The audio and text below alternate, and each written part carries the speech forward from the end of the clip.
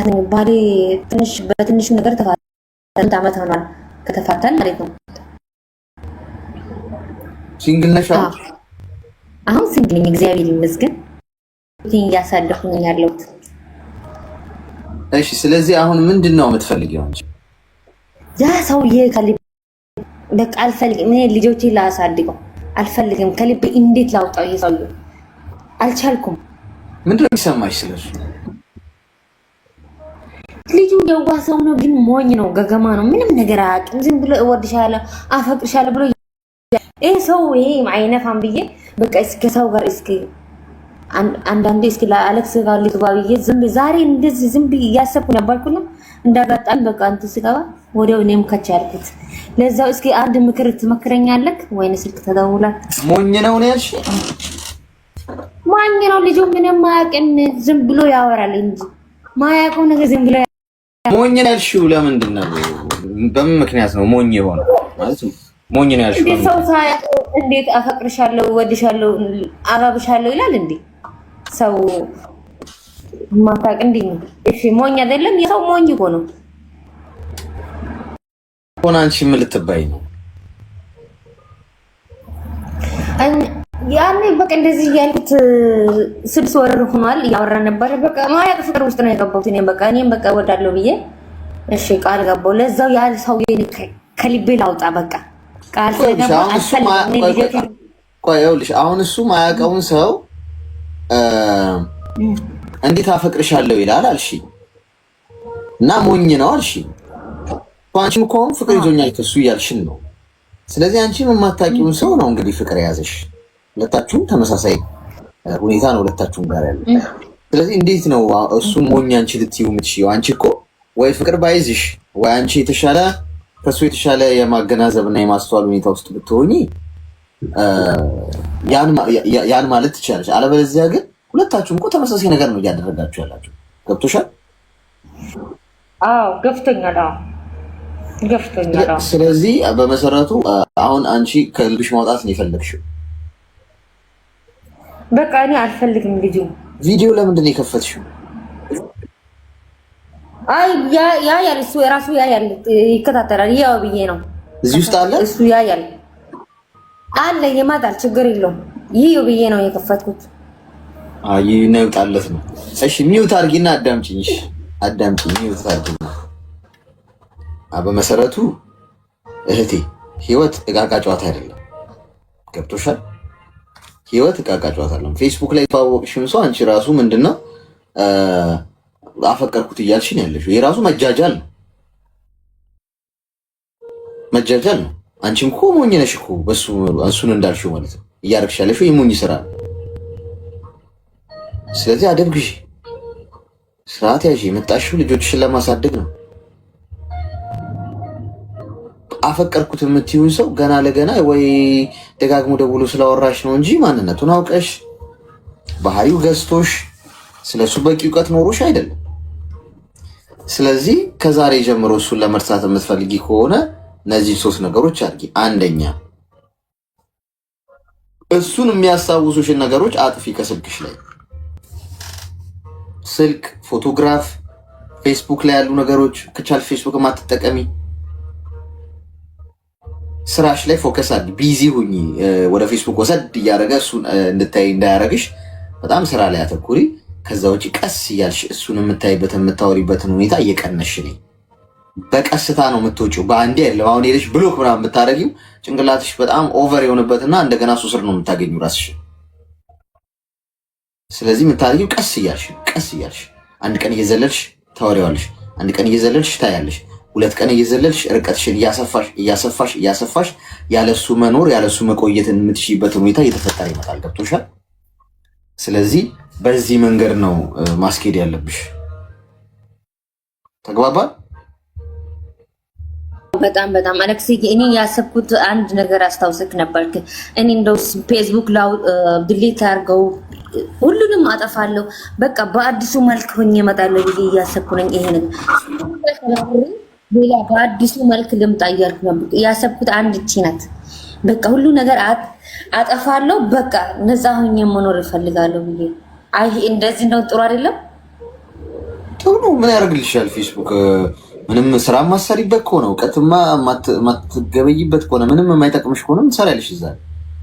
ምንም ኮስት ትርፉ በሽታ ነው። ስራ ላይ ገንዘብ ያዢ። ከስደት የምትወጪበት ሁኔታ ፍጠሪ። ለልጆችሽ ቅርስ የምታፈሪበትን እዛ ላይ ነገር ላይ አተኩሪ። ተራው ነገር ላይ ጊዜሽን አታባኪ። እሺ፣ ግልጽ ነው አሌክስ? ግልጽ ነው በትክክል። እሺ፣ እኔ ያው ከአንተ እየተማርኩ ነገር ብዙ ነገር ተምሬያለሁ። ብዙ በቃ አሁን ከዚህ በኋላ በቃ ተምሬያለሁ። ተግባራዊ አድርጊው። በምስጋና ቀን መጣሁ ወደ አንተ ቤት በቃ። እሺ፣ መልካም ቀን። በጣም አመሰግናለሁ። ወንድማችን አድናቂ ነኝ፣ እወዳለሁ። እሺ፣ ክፉ አይንካክ።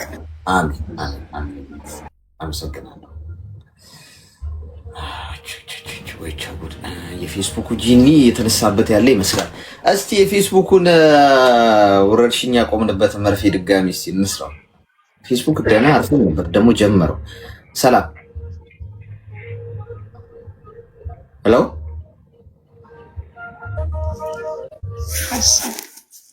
ንገሪ። እኔ ተወልጄ ያደግኩትኝ ክፍለ ሀገር ነው እና እናቴ ጥላኝ ሄደችው 1 አመት ከ2 ያለውኝ ነው ማለት ነው። እሺ።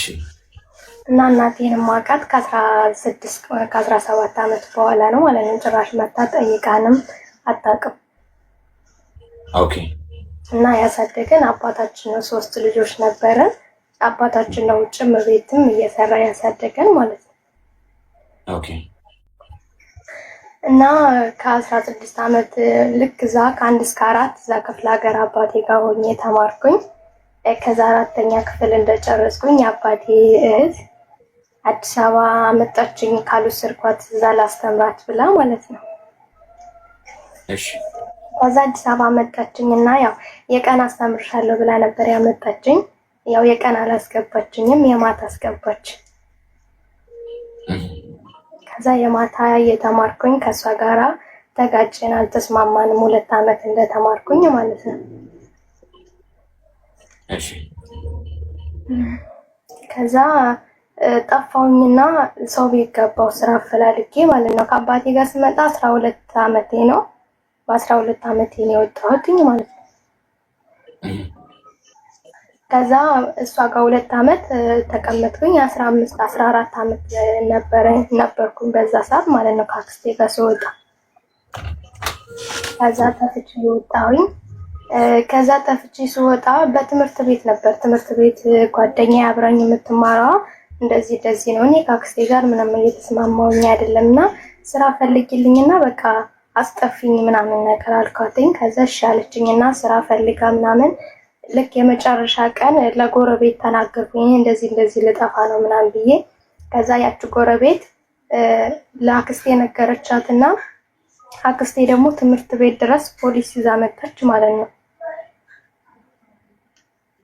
ከዛ ለፖሊሶቹ ተናገረች፣ ከዛ ለመምህሮቹም ተናገረች። ምን ሆነሽ ነው ምናምን ስባል አይ እኔ ከአክስቴ ጋር እየተስማማኝ አይደለም ምናምን አልኳቸው፣ ነገርኳቸው። በቃ ምናምን አሉ። እዛ ተቆጡን፣ ሁለታችንም ልጅቷንም ተቆጧት። እንዴት እንደዚህ ታረጊያለሽ ምናምን ይሄ እኮ ወንጀል ነው አሏት። ከዛ እሺ ብለን ምናምን በቃ ከዛ ተስማማን። ከዛ ያክስቴ ባል በቃ እኔ እዚህ መቀመጥ አልፈልግም አልኩት። ከዛ እሱ ተያዥ ሆኖ ስራ ፈልጎ አስገባኝ ማለት ነው። ከዛ ትምህርቴን እየተማርኩኝ የሰው ቤት ስራ መስራት ጀመርኩኝ ማለት ነው። ከዛ ያው እኔ ከአክስቴ ጋር 4ኛ ክፍል አቁሜ ነው የመጣሁት። ከዛ 5 እና 6 አክስቴ ጋር ተማርኩኝ። 8 9 ምናምን ያው ሰው ቤት እየሰራሁኝ ነው የተማርኩትኝ ማለት ነው። እና 2012 አካባቢ ነው ሱቅ ላይ ተቀጥሬ ሰራ ነበረ ማለት ነው። ማለት እንደዚህ መኖሪያ ቤትም ሱቅ ላይ ሁለት ነው ያላቸው። ከዛ ይዛ እየሰራሁኝ በጣም ኃይለኛ ነበረች ሴትየዋ ማለት ነው የምሰራባት የነበረችዋ። እና ያ ደሞዝ ያዘችብኝ 4 ወር ማለት ነው። እና ሱቅ ላይ እንጀራ ዳቦ ምናምን ነበር የምንሸጠው እና በቀን 50 እንጀራ ጋግር ነበር። በዛ ሰዓት 14 አመቴ ምናምን 15 አመቴ ነው። ቤተሰብ ደግሞ እንደዛ ያውቅም ማለት በቃ ቀላል እንደሆነ የምሰራው ምናምን ነው የሚያውቁት የነበረው። ከዛ እንደዛ እያልኩኝ ቀጠልኩኝ። ከዛ ሴትዮዋ ደሞዝ ያዘችብኝ 4 ወር ማለት ነው። ከዛ ስጭኝ ስላት ዛሬን ስጭኝ ስላት ነገ ምናምን እያለች አልሰጥም አለችኝ። እና በቃ መጨረሻ ላይ እኔ በቃ ከዚህ በኋላ እዚህ አልሰራም ደሞዝ ስጭኝና ሸኝኝ ስላት ምነው አስሬ ደሞዝ ያልሽ ብላ ጠዋት ላይ ነው ሱቅ አካባቢ ቁጭ ብለን ሻይ ምናምን እየጠጣ ማለት ነው። ከዛ እየጠጣች የነበረችውን ሻይ ላይ ደፋችብኝ ማለት ነው። ከዛ እዛ ራሱ በጣም ብዙ ነገር አድርጋኛለች። በቃ በጣም ብዙ ነገር ማለት ነው። በጣም ኃይለኛ ናት ሴትዮዋ። በቃ በዛ ሰዓት ማንም አልነበረም ካጠገቤ። በቃ እና አባቴ የሚያናክል ክፍለ ሀገርም ስለሆነ ብዙም አንገናኝም ምናምን ነገር። ከዛ 8ኛ ክፍል ሁለቴ ማለት ውጤት አልመጣ 2012 ግማሽ ስለሆነ የተማርነው ውጤት አልመጣልኝም ነበረ። ከዛ ድጋሜ ተማርኩኝ። ያው በሁለተኛው መጣልኝ ውጤት። ከዛ በቃ እኔ እስከመቼ ድረስ ነው እንደዚህ መሆነው ምናምን ብዬ በቃ ወደ ውጭ ሄጄ መስራት አለብኝ አልኩኝና ወደ ውጭ በፕሮሰስ ጀመርኩኝ እና አባቴ ማገዘኝ ምናምን ነገር። ከዛ መጣሁኝ ማለት ነው ወደዚህ። አሁን እዚህ ከመጣሁ 2ኛ ዓመት ጨርሼ 3ኛ ዓመት ይዣለሁኝና እዛ እያለሁኝ ማንም አይጠይቀኝም ነበር ማለት እና ጎቴም የሷ ቤተሰቦች እንዳለ እዛ ስንማር በዛ አዲስ አበባ በጣም ብዙ ነገር እዛ ሰው ቤት ሲሰራ ምናምን አንድ ቀንም የት ናት ምናምን ብለው ጠይቀውን አያውቁም። እዚህ ከመጣሁ በኋላ ግን ብዙ ጊዜ ነው የሚደውሉት። ኢቭን እናቴ ሳትቀር እንኳን ትደውላለች ማለት ነው። ግን እኔ በቃ ሳያት ታናድደኛለች። ለምን እንደሆነ አላውቅም። ለሷ ምንም አይነት ፍቅር ራሱ የለኝም ማለት ነው። በቃ አላሳደገችኝም እና ክፍለ ሀገር ራሱ በጣም ብዙ ነገር ነው። በቃ ክፍለ ሀገር ላይ በጣም ብዙ ነገር ነበረ ቤት ውስጥ ራሱ ማለት ነው እዛ ያለው እና አዲስ አበባ ማክስቴም ጋርም እንደዛው በቃ እሷም ጥሩ አልነበረችም። እና አሁን እየደወለች በቃ ማለት ብር ላኪ እንደዚህ ምናምን ትለኛለች ማለት ነው። ማለት ስልክ ስቀይር ራሱ እና አባዬ ብቻ ነው የምሰጣቸው፣ ግን ታገኘዋለች። በቃ ከየት እንደምታገኘው ራሱ አላውቅም። እና ምንም ጠይቃኝ ራሱ አታውቅም ማለት ነው። የኔ ያለችው እዚህ ነው ያለችው ምናምን ጭራሽ ማለት ነው ጠይቃኝ አንድ ቀን እንኳን የት ናት ብላ ጠይቃኝ አታውቅም። ግን አሁን እዚህ ከመጣሁ በኋላ ሁሉም ፈላጊ ነው። እየደወሉ እንደዚህ አድርጊልኝ እንደዚህ አድርጊልኝ እያሉ እየደወሉ በቃ ይረብሹኛል ማለት ነው።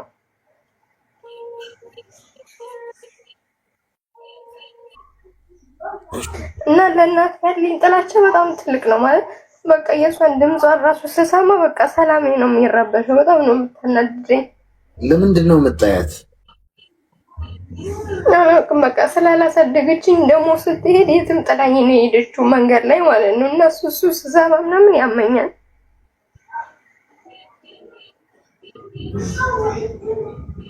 እሺ ምንድን ነው የምትፈልጊው ማለት በቃ ለእናቴ ያለኝ ጥላቻ በጣም ትልቅ ነው። እና እንዴት አድርጌ ነው እሱን መተው የምችለው? ማለት አንዳንዴ ታሳዝነኛለች። የሆነ ነገር ላረግላት ምናምን ፈልግና መልሼ ደግሞ እኮ እንደዚህ አርጋሻለች እኮ እሷ እኮ የትም ጥላሽ ነው የሄደችው አላሳደገችሽም ይለኛል ውስጤ ላይ ማለት ነው። እሺ እስቲ ሚዩት አድርጊና አዳምጪኝ። እሺ አዳምጪኝ። ያው ባጭሩ ነው የነገርኩህ፣ ረጅም ነው ግን ባጭሩ ነው። ከ13 ዓመት ጀምሮ አሁን 22 ዓመቴ ነው። የሰው ቤት ነው ያሳለፍኩት። የአክስቴን ቤት ቢሆን ግን በጣም ከባድ ነበር። እዛ ራሱ ያሳለፍኩት 2 ዓመት። እሺ አይዞሽ። አሁን ሚዩት አድርጊና አሁን ደግሞ የማዳመጥ ሰዓት ነው። አዳምጪ። አንደኛ ነገር አላሳደገችኝም የሚለው ምክንያት ትክክል አይደል። ማንም እንዲያሳድግሽ መጠበቅ የለብሽ። እንድታድጊ የሚያደርገው ፈጣሪ ብቻ። ሰው በመልካም በምርጥ ቤተሰብ ውስጥ አድጎ ይበላሻል። እናት አባት ኖሮ አያት ኖሮ በደንብ በእንክብካቤ እንደ እንቁላል የተያዘ ልጅ እኮ ይበላሽ። አመስግኝ እንጂ መጥፎ ነገሮቻችሁ እኮ ለጥሩ ነገሮቻችሁ መንገድ ናቸው። አንቺና አንድ የሀብታም ልጅ ተሞላቆ ያደገ ልጅ እኮ ህይወት የምትረዱበት መንገድ ይለያያል። አንቺ ህይወትን የምታይበት መነጽርና አንድ በእናትና በአባቱ ተሞላቆ ያደገ ሰው የሚያይበት መነጽር እኮ ይለያያል። አንቺ የበሰልሽ ሰው እኮ ነው የምትሆኚው። ያበሰለሽ እኮ መጣለሽ እኮ ነው፣ መረሳትሽ እኮ ብቻሽን ጥለውሽ መሄዳቸው። እኔ ብቻዬን የተውኝ ሰዎች ማሸልማለሁ። እኔ እናት እንደነሱ ባለውለታ የለኝም እንጂ ሲጀምር እንደነሱ ባለውለታ የለኝም። የተውኝን፣ የካዱኝን፣ የዋሹኝን ህይወትን ብቻዬን እንድጋፈጥ ለብቻዬ የተውኝን ሰዎች ከልቤ ነው የምልሽ። ይሄ ዝም ብሎ ለምሳሌ ራስን ለማጽናናት ወይ ደግሞ እንደ ወይ እነሱንም የሆነ ነገር እንዲሰማቸው ምናምን በሚል አይደለም። እግዚአብሔር ነው የምልሽ። መሸለም ብችል እነሱን ነው መድረክ ላይ አውጥቼ መሸለም። ወይኔ እናት ለምን ካልሽ ባይተውኝ እኮ ይሄኔ የተሻልኩ እኮ አልሆንም ነበረ። ገብቶሻል? ባይክዱኝ እኮ ምናልባት እኮ ይሄኛውን ሳይድ አላየውም ነበረ። አሁን አንቺ አሁን እናትሽ ጥላሽ ባትሄድ አክስትሽ ቤት መጥፎ ጊዜ ባታሳልፊ አሁን በራስሽ ጠንክረሽ ትቆሚያለሽ እንዴ? አትቆሚም እኮ። ይሄ ምንድነው? የምቾት ቀጠና ውስጥ ነው የምትሆኚው። አለቀ። ኮንፈርት ዞን ውስጥ ነው የምትሆኚው። ችግር ምን እንደሆነ አታውቂ። በራስሽ ተነስተሽ ጥሩ ግሮ መብላትን አታውቂ። ስለዚህ ሁሌ እናትሽ ነሽ የምታጎርስሽ። ስለዚህ በጣም በጣም በጣም በጣም በጣም በዚህ መንገድ አይተሽ ጭራሽ ይቅርታ ራሱ ሳትጠይቅሽ ይቅርታ አድርጊላት ለሰላምሽ ስትይ። ገብቶሻል? አንደኛ ነገር። ሁለተኛ አንቺ እንደዚህ ማልቀስ አይገባሽ፣ ማስለቀስ ነው ያለብሽ። እንዴት ታስለቅሻለሽ የሚለው ላይ እናውራ። ራስሽ ላይ በመስራት ራስሽን የተሻልሽ አድርገሽ በማግኘት የጎዱሽን ሰዎች አይቀጡ ቅጣት መቅጣት ትችያለሽ። ገብቶሻል? ራስሽን የተሻልሽ አድርገሽ በማስረዳት አንቺ ጫማ ውስጥ ያልሆነ ሰው ሊረዳሽ አይችልም። ኦፍ ኮርስ እረዳዋለሁ። አሁን ምርጥ እናት ያላት ወይም ቆንጆ አድርጋ ያሳደገችው ሰው ወይም ጥሩ እናት ያለው ሰው አንቺ ምን ትለፈልፊያለሽ? እናትን የመሰለ ነገር የለም ይልሻል። ህመምሽን አይረዳውም። አብዛኛው ሰው ፈራጅ ነው።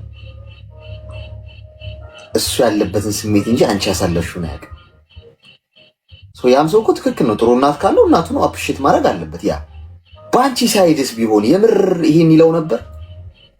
አናውቅም። እሱ ሲኮን ብቻ ነው። ስለዚህ እኔ አልፈርድብሽም፣ ጀጅ አላረግሽም።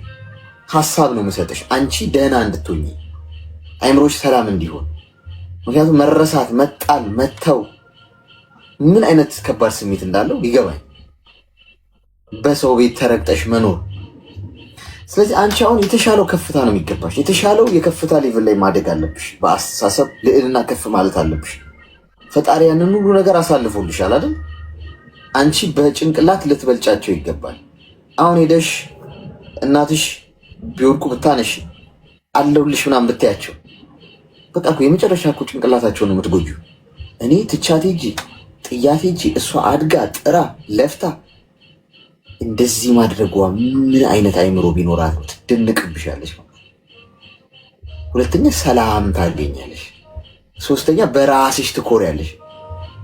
እንደዛ ተገፍተሽ እንኳን አንቺ ጥሩ ካደረግሽ ማለት ነው፣ መልካም ልብ ካሽ። ስለዚህ እንድታሰምሪበት የሚያስፈልገው ጉዳይ ማንም እዚህ ምድር ላይ ለአንቺ ለመቆም የተፈጠረ የለም። ብቻሽን ነሽ፣ ብቻሽን ነው የምትፋለሚ። ለብቻ መፋለም ደግሞ ያለው ጣዕም ልነግርሽ አልችልም።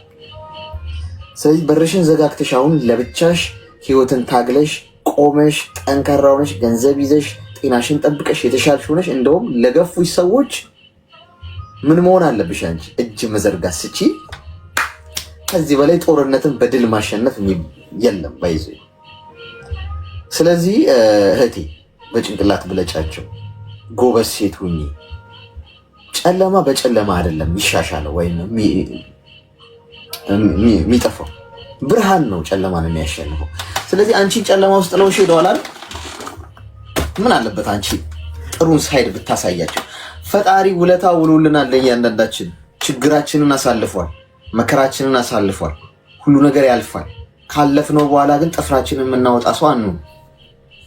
በተለይ የበደሉ ሰዎች ላይ ጥፍር የምናወጣ ሰው አንሁን።